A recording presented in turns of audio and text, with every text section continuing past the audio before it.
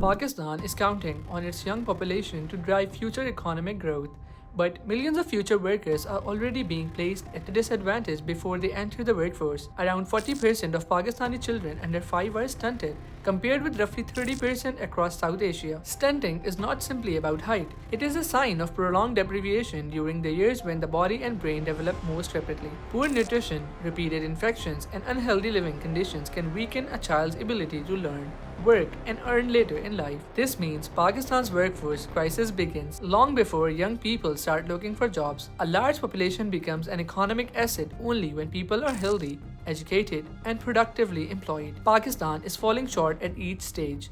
The problem often begins before birth. A girl who grows up malnourished may enter adulthood with poor health. If she marries and becomes pregnant early, the risk increases for both her and her child. The same conditions that affected her childhood, including poverty, limited healthcare, and gender discrimination, may then shape the next generation. Food alone cannot break this cycle. Children without clean water and proper sanitation face repeated infections that can prevent their bodies from absorbing nutrients. Any serious response must therefore combine better diets with maternal healthcare, clean water, sanitation, and vaccination. The effects of poor health then follow children into school. Chronic malnutrition can affect concentration, attendance, and learning. Building more classrooms will achieve little if students are not healthy enough to benefit from them. Yet, Pakistan spends only around 0.8% of its GDP on education, one of the lowest rates in the region. Public health spending is also inadequate. Both are often treated as costs that can be delayed when money is tight. But development lost during early childhood cannot simply be recovered through employment programs decades later. Even those who complete their education face an economy that creates too few well-paid jobs. Economist Faisal Bari offers one example.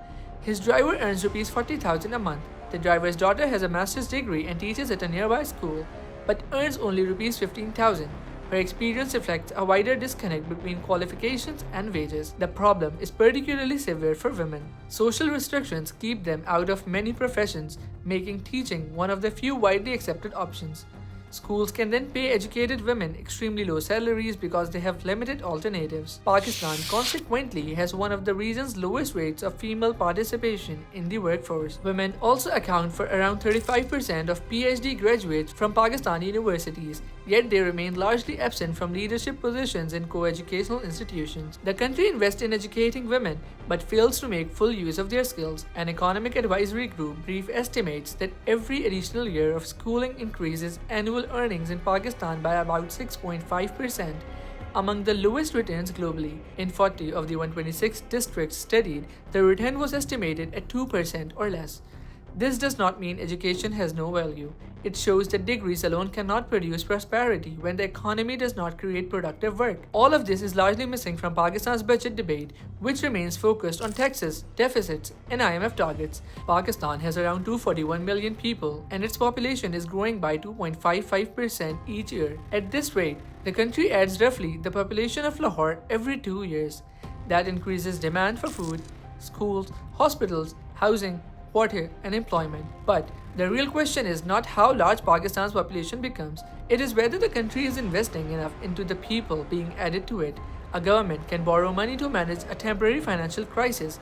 It cannot borrow back the childhood development lost to malnutrition. Unless Pakistan's children receive the health, education, and opportunity they needed, its youth bulge will not deliver an economic dividend. It will become a workforce crisis the country allowed to begin in childhood. For more such explainers, subscribe to DawnNews English. Act Pakistan, advocating change together.